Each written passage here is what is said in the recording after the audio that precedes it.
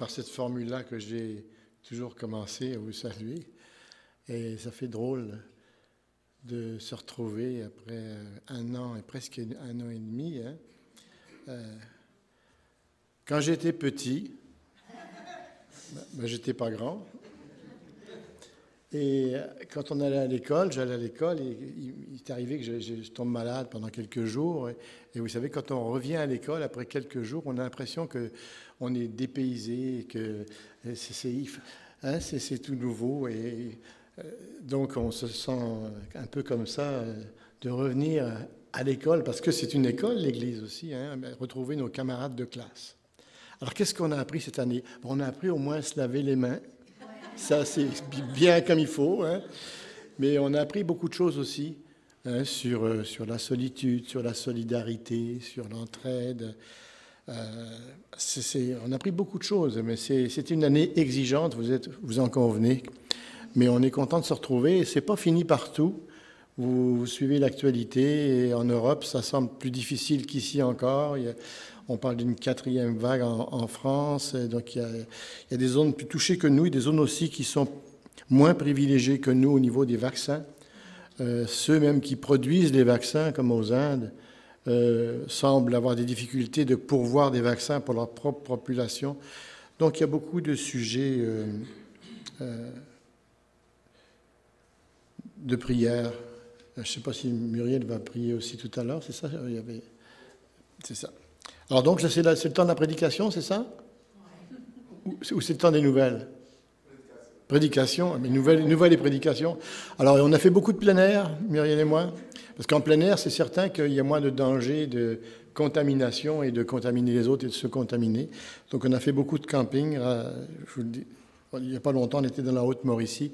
On a beaucoup apprécié de faire cette remontée de la rivière Saint-Maurice par la route. C'est magnifique, jusqu'à la Tuque. C'était très, très, très, très beau. Alors, écoutez, je savais que Jacques Brel, il y a de cela, dans les années 60, Jacques Brel chantait une chanson que vous connaissez. « Je vous ai apporté des bonbons, parce que les fleurs, c'est périssable, et que les bonbons, c'est tellement bon. » Mais que les fleurs soient plus présentables. Hein. Mais ce matin, je ne vous apporte pas des bonbons, mais j'ai prévu de vous apporter des fleurs. Ben, prions, puisque, Seigneur, nous sommes, chacun d'entre nous, chacun et chacune d'entre nous, les pétales d'une belle fleur qu'on appelle l'Église. Arrose-nous par ta fraîcheur, par ta grâce, par tes bienfaits, et qu'on puisse resplendir dans le monde dans lequel tu nous as plantés. Amen. C'est en écoutant une entrevue avec Danielle Starenkij, que vous connaissez peut-être, qui est une chrétienne qui écrit des livres depuis longtemps sur la santé, une adventiste du 7e jour, qui vient de perdre son mari, brusquement, il y a même pas un an. Et elle était interviewée à la télévision, une émission chrétienne, et elle parlait des fleurs. Et ça m'a donné le goût et l'envie de creuser ce sujet, c'est qu'à de le dire, et de vous parler des fleurs ce matin. Alors, c'est l'été, premièrement. Alors, je vous posais une question. Qui aime les fleurs? Ah, quand même, Alain, tu as levé la main. Hein? Alors, je poserai la question. Qui n'aime pas les fleurs? Frédéric. Non. Mais comme vous le voyez quand même, on trouverait difficilement aujourd'hui quelqu'un qui n'aime pas les fleurs. Vous en convenez. Au cours des années, Muriel et moi, nous avons eu l'occasion de visiter à plusieurs reprises des endroits magnifiques consacrés aux fleurs. Pour ceux qui, donc, je ne mettrai pas rien à l'écran parce que votre imagination va faire le reste. Et je fais confiance à votre imagination, à vos 5 sens pour mettre en marche tout ça. On a visité les jardins de Métis en Gaspésie. Magnifique jardin sur le bord du Saint-Laurent. Le parc Marie-Victorin à Kingsey Falls. C'était une fondation, c'était Marie-Victorin, c'était un botaniste bien connu au Québec. La Clé des Champs à Val-David. Les tulipes à Ottawa en mai, qui sont un cadeau de la couronne hollandaise en remerciement d'avoir accueilli pendant la dernière guerre mondiale la princesse et la famille royale. Et donc chaque année, ils envoient des milliers de tulipes à Ottawa et c'est un plaisir de voir ça. Puis en Hollande, on a vu aussi, en arrivant dans le stationnement de l'aéroport d'Amsterdam, c'était le jour de la fête de la libération de la Hollande par les Alliés. Il y avait plein de tulipes partout. C'était magnifique, magnifique, magnifique. Les rosiers sauvages, le long des aboiteaux. Les aboiteaux, c'est un nom que j'ai découvert il n'y a pas longtemps. À Kamouraska, il y a des genres de dunes, enfin c'est pas des murailles, c'est des monticules de terre avec du gazon dessus sur des kilomètres pour empêcher justement l'eau d'aller trop loin. Et on appelle ça les aboiteaux. Et sur le long de ces aboiteaux à Kamouraska, il y a des rosiers sauvages. C'est magnifique, magnifique, magnifique quand on se promène là-dessus. En France, il y a quelques années, on a eu l'occasion de visiter un village médiéval sur le lac Léman, le village fleuri. Et c'était aussi de toute beauté avec pas ses ruines, mais ses maisons médiévales, et c'est tout fleuri. Je vous garantis que c'est les cadeaux qu'on emporte dans nos souvenirs à ce moment-là. C'est Ivoire, c'est ça? Ivoire, c'est ça. Et puis, il y a quelques années, on a fait un voyage aussi humanitaire au Honduras, avec des membres, même des membres de l'équipe ici, au Honduras, après l'ouragan Mitch, et on a visité donc les mangroves et les forêts tropicales et luxuriantes du Honduras. Et notre sœur qui revient de Guadeloupe pourrait nous parler des fleurs magnifiques en Guadeloupe, j'imagine. On en a vu, qu'on n'a pas ici maintenant, mais qui sont florissantes là-bas. Et même dans le Grand Nord, au Labrador, nous avons vécu 6 ans là-bas, ou dans l'extrême grand nord de la terre de Baffin, où nous avons eu l'occasion d'aller, à Iqaluit, en nous promenant, on voyait de minuscules fleurs arctiques, alpines, qui poussent et qui sont là de façon très éphémère, finalement. L'été est tellement court, et pourtant ces fleurs poussent malgré le climat, malgré la rocaille, la terre qui semble... Enfin, la terre, on dirait que c'est de la roche partout. Alors, c'est extraordinaire. Est-ce que ça... Je me demande une question. Est-ce que ça valait la peine de créer ça, pour une petite fleur arctique qui pousse et puis qui va mourir? Est-ce que ça valait la peine de créer tout ça? Et puis les promenades dans le voisinage qu'on fait régulièrement. Le soir, après le souper, on sort, puis on fait un petit tour pour se dégourdir les jambes et puis s'aérer un petit peu. Et dans le voisinage, il y a plein de personnes, des voisins, qui mettent des fleurs un peu partout sur leur parterre et avec beaucoup de créativité parfois. Et puis dans notre maison, notre jardin intérieur, on a une petite place pour mettre des plantes. On ne dit pas un jardin d'hiver, mais un petit jardin d'intérieur où Muriel met avec amour toutes ses plantes, ses aloès vera et puis ses fleurs, etc. Et puis les fleurs disposées sur la table aussi, sans nécessairement d'avoir l'occasion spéciale, bien qu'on le fasse à Pâques aussi, et puis à la fête des mères, à Noël, mais d'avoir des fleurs sur la table, tout simplement, c'est tellement agréable. Notre calendrier, en fait, est ponctué de fleurs. Le lys de Pâques, le lilas au printemps, un petit brin de muguet le 1er mai en France, c'est la fête du travail, mais ici c'est un peu plus difficile de trouver du muguet, mais c'était une tradition, s'offrir du muguet. La tulipe en mai, la pivoine en juin, le poinsettia à Noël. Alors je vous laisse aller votre imagination, puis vous sentez presque les odeurs là. Le 1er novembre au cimetière, ça s'est peut-être un peu perdu parce que maintenant beaucoup d'incinération. Mais je me souviens qu'en mon enfance, on allait porter des fleurs au cimetière pour commémorer ceux qui sont là, se rappeler de ceux qui nous ont quittés. Et on apportait des fleurs. Et souvent, c'est des chrysanthèmes. Et puis le sapin de Noël aussi. Enfin, notre vie est ponctuée de fleurs. Et ces fleurs-là, on aura inventé, en tout cas, un langage. Vous êtes d'accord avec ça?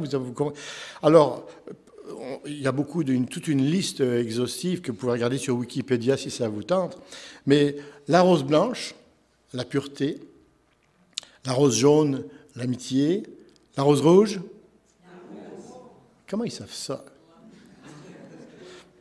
Et puis les pensées, une pensée pour toi, rappel de l'amour tendre, d'amitié fidèle, de respect profond. Le muguet, souhait de bonheur et de prospérité.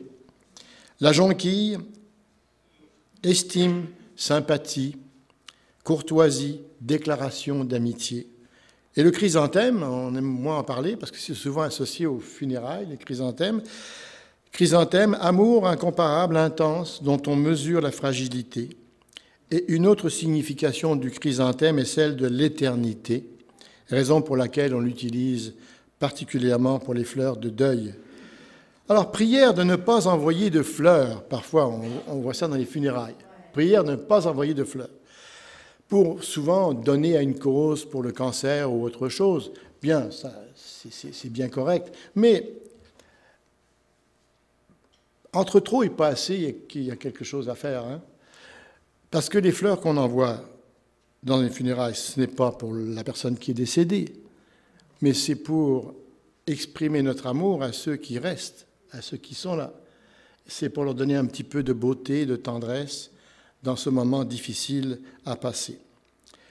Alors les fleurs, c'est de l'argent, ça coûte cher parfois, c'est éphémère, et apparemment c'est inutile. Inutile. On se demande pourquoi c'est là.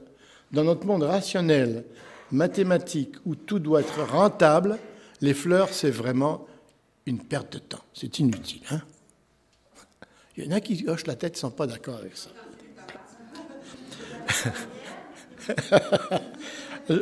Je prêche le faux pour avoir le vrai. En fait, l'amour des fleurs ne date pas d'aujourd'hui. Il est un trait commun aux anciens comme à nos contemporains.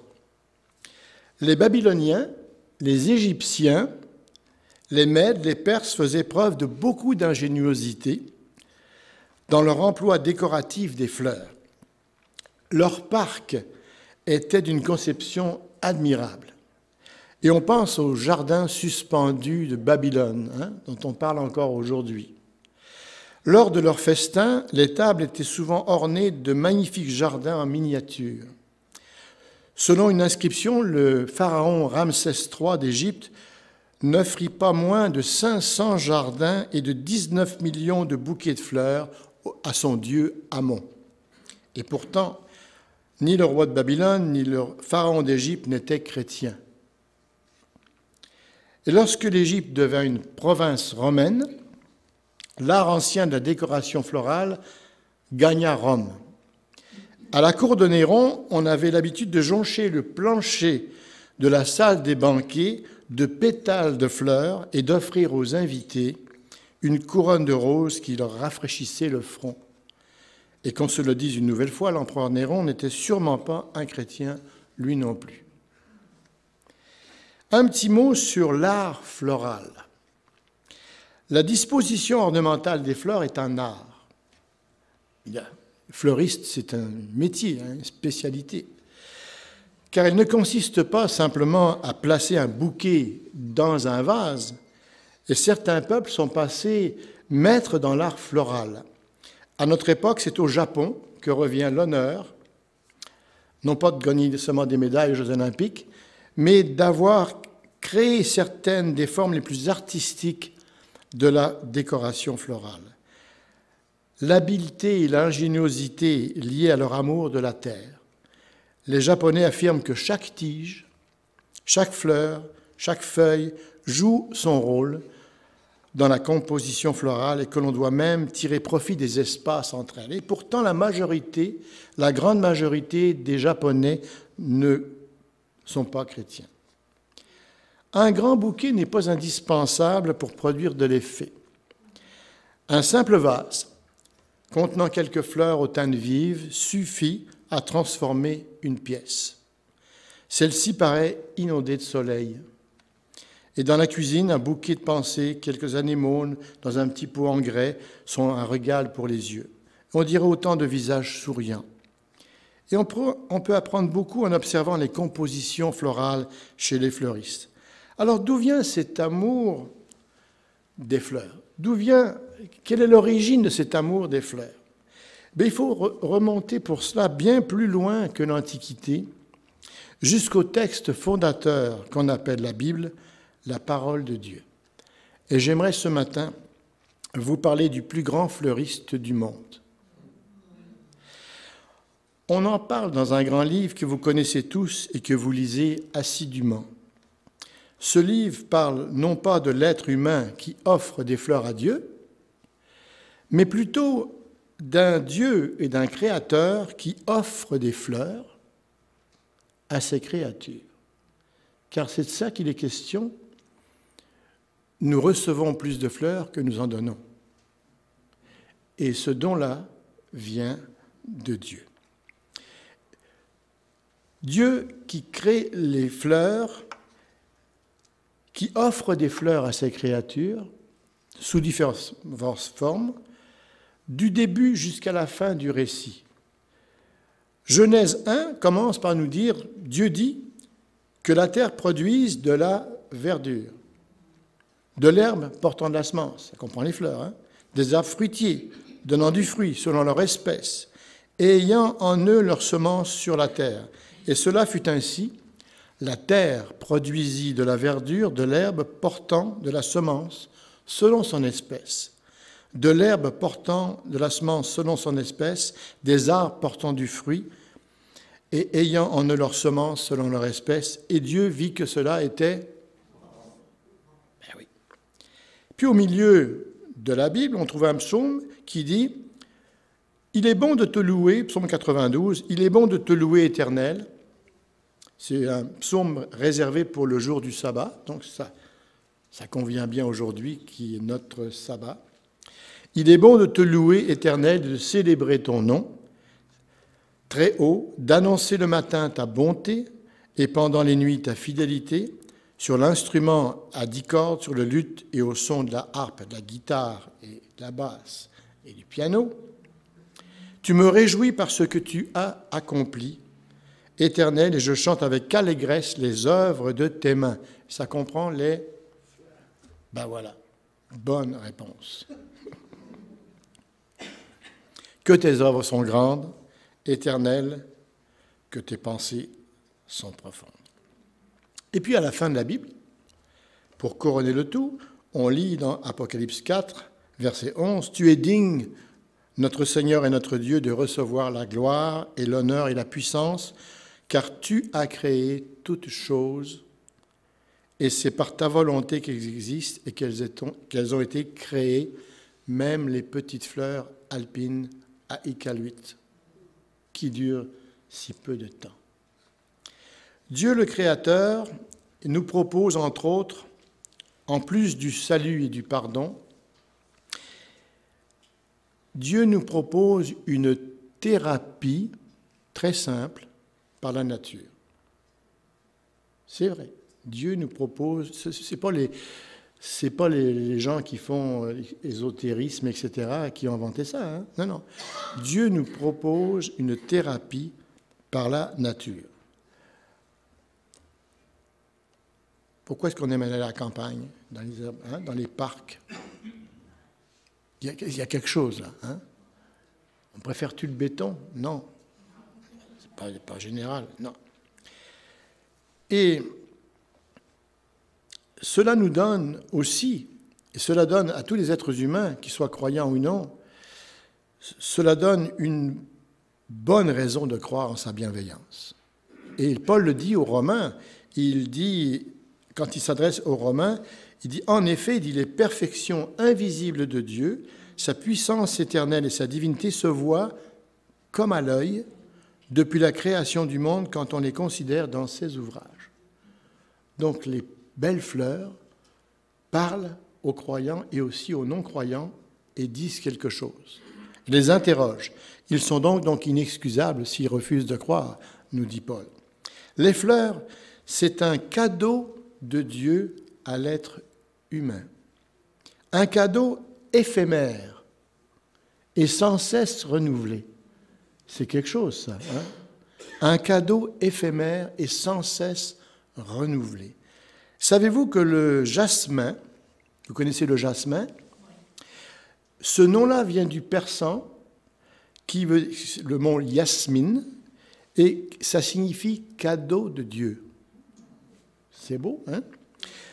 On a appelé les fleurs de différents noms, les étoiles de la terre, les sourires de la bonté divine, la signature de Dieu.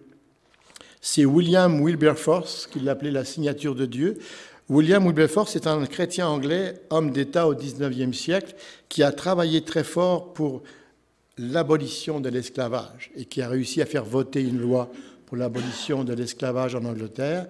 Et voilà ce qu'il disait, ce qu'il a déclaré. Il dit « Les fleurs sont les pensées de Dieu matérialisées pour réjouir les yeux de l'homme, les joyaux de la terre qui nous révèlent ce qu'était l'Éden et ce que sera le paradis. » Je vais leur dire parce que c'est beau ça, hein, ce qu'il a dit.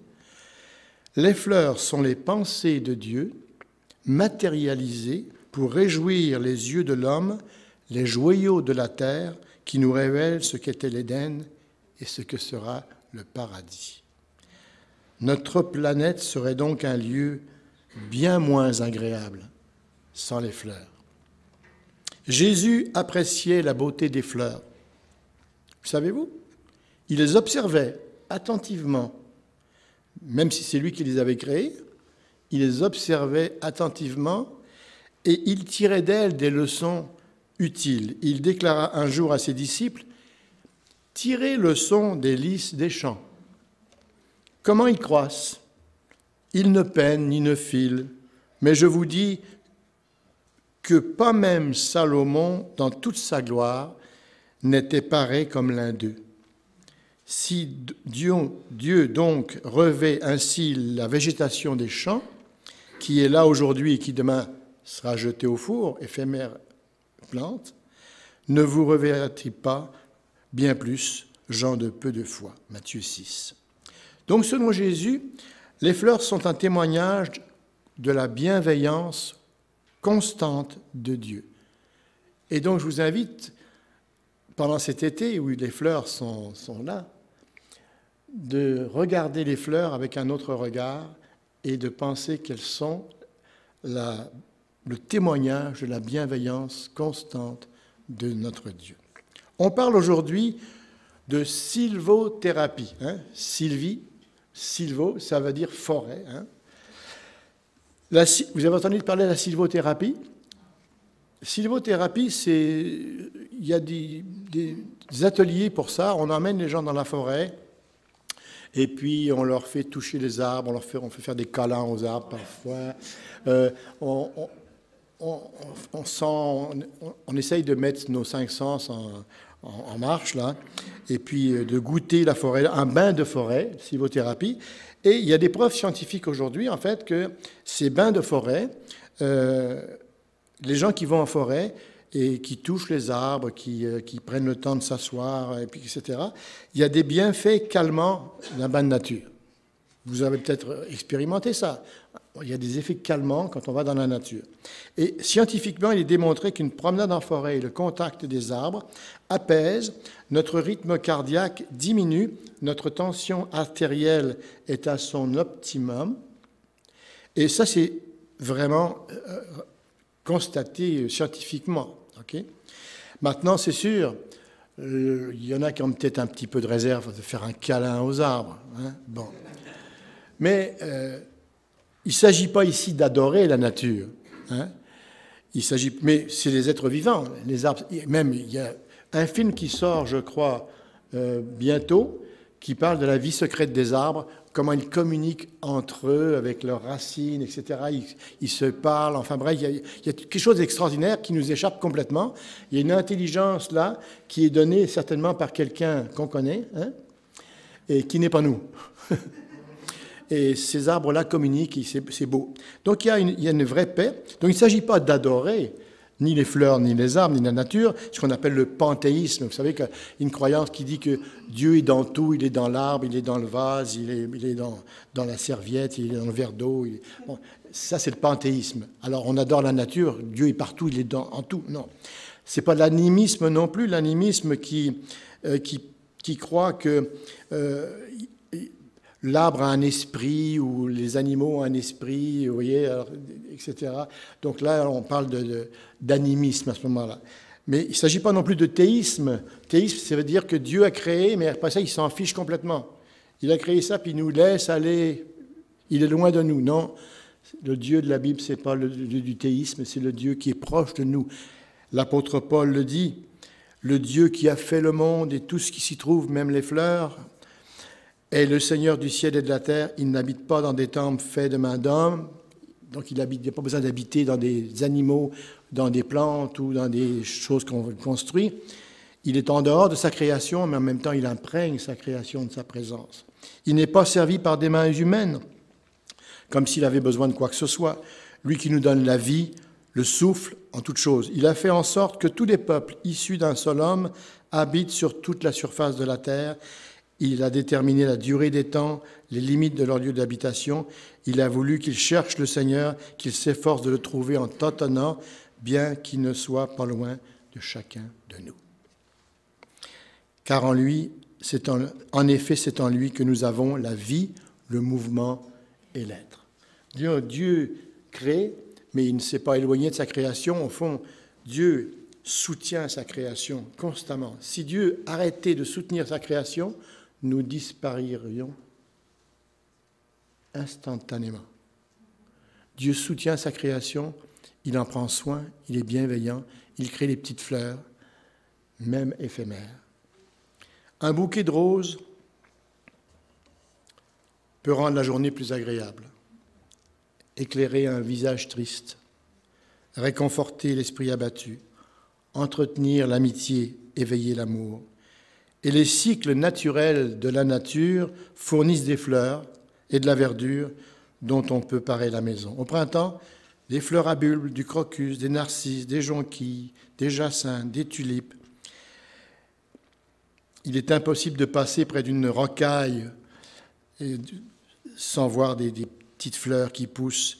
Des pièces d'eau magnifiques. Si vous allez visiter le jardin chinois au jardin botanique, il y a des beaux nénuphars là, qui sont là, c'est formidable. Tout ça suffit, quelques fleurs pour éclairer une fenêtre, une cuisine, une salle de séjour, un village, une vie. Pour beaucoup de personnes, les fleurs sont bien plus que des simples objets décoratifs. Ce sont des choses vivantes qui enflamment l'imagination. Elles inspirent la foi en Dieu et font jaillir des actions de grâce, des louanges en son honneur. Les formes délicates, leurs couleurs. Muriel souvent me fait arrêter parce que moi, quand j'avais 20 ans, j'étais assez blasé. Le soleil s'est levé, ce matin, il s'est toujours levé, alors ça ne me dérangeait pas trop. Mais Muriel me fait découvrir les petites choses de la vie, donc elle me dit, elle m'invite parfois quand on se promène de m'arrêter, de sentir une fleur, de la découvrir à la place de passer à 100 000 à l'heure devant. Les fleurs représentent la chaude affection, la compréhension, la gratitude, la tendresse.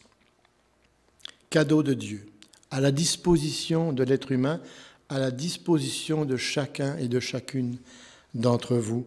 Les fleurs, ce n'est pas seulement pour les riches, c'est pour nous aussi. Elles sont d'autant plus appréciées lorsqu'il nous est, pour nous, impossible de sortir pour jouir de la nature, et spécialement pendant ce temps de pandémie, et ceux qui sont aussi à l'hôpital ou dans des foyers. Le prophète Ésaïe lui-même languissait après un temps d'aridité physique, sociale et spirituelle. Le prophète Ésaïe disait « Le désert et le pays aride se réjouiront, la solitude s'égayera et fleurira comme un narcisse. » Une belle image, hein? Elle se couvrira de fleurs et tressaillira de joie avec chant d'allégresse, nous dit Ésaïe dans son chapitre 55. La plupart d'entre nous, même ceux qui disent qu'ils n'ont pas un pouce vert, les pouces verts ont un petit jardin intérieur. Le petit jardin intérieur chez vous, ça a un effet bienfaisant. Une fois, on va lire sa Bible entourée de plantes, de fleurs. Il devient le compagnon intime de son possesseur. Les rebords de la fenêtre se garnissent de pots, de plantes, et les bouquets garnissent les pièces. Chaque fleur devient une espèce d'ami personnel. Et quand on part en vacances, qu'est-ce qu'on demande à nos voisins? ou à notre famille de venir arroser le chat et puis de nourrir les pleurs. Non, c'est tout le contraire. Oui, c'est ce contraire. C'est ça. Le chat n'a pas aimé ça, en tout cas. On surveille toutes les étapes de l'éclosion des fleurs, l'apparition jusqu'à son plein épanouissement et même jusqu'à fanaison. Hein? On est un peu triste quand les fleurs se fanent, mais c'est ça, c'est le cycle de la vie. C'est dans le dictionnaire le mot fanaison, je vous le dis, je l'ai regardé il n'y a pas longtemps. Car oui, les fleurs sont éphémères, ce qui les rend d'autant plus précieuses. Certains vont aimer les fleurs odoriférantes. L'hiver nous prive souvent des odeurs de la nature, mais un jardin d'appartement permet de jouir un petit peu pendant toute l'année des fleurs et des parfums de l'été. C'est pour cette raison que de nombreuses personnes choisissent des plantes à fleurs qui répandent dans toute la maison leur odeur suave. D'autres plantes possèdent des feuilles qui, froissées, parfument les doigts, comme la lavande, le thym, le romarin. Quel cadeau délicat de notre Créateur. J'aimerais terminer avec vous ce matin en vous lisant un beau poème, un magnifique poème, un texte écrit dans les années 1900 par une sœur catholique, que vous connaissez peut-être de nom, Thérèse de Lisieux, qui est décédée très jeune d'ailleurs. Elle avait une santé très, très précaire. Un magnifique poème de remerciement, un hymne à la nature, qui a été mis en musique il n'y a pas longtemps par un chanteur qui s'appelle Pierre Eliane. Et c'est un véritable hymne de reconnaissance envers le Créateur pour ce beau cadeau que sont les plantes et les fleurs et toute la nature. Ça s'appelle le Cantique de Céline. Alors je ne le chanterai pas, mais je vais le lire. C'est un magnifique poème. Voilà ce que dit Céline dans ce cantique. J'aimais les champs de blé, la plaine, j'aimais la colline lointaine. Oh, dans ma joie, je respirais à peine en moissonnant avec mes sœurs les fleurs. J'aimais accueillir les herbettes, les bleuets, toutes les fleurettes. Je trouvais le parfum des violettes et surtout celui des coucous bien doux. J'aimais la pâquerette blanche, les promenades du dimanche, les petits oiseaux chantant sur la branche et l'azur toujours radieux des cieux. J'aimais le vol des hirondelles, le chant plaintif des tourterelles. J'écoutais des insectes les bruits d'ailes, aimant de leur bourdonnement le chant. J'aimais la rosée matinale et la gracieuse cigale. J'aimais avoir l'abeille virginale qui préparait dès son réveil le miel.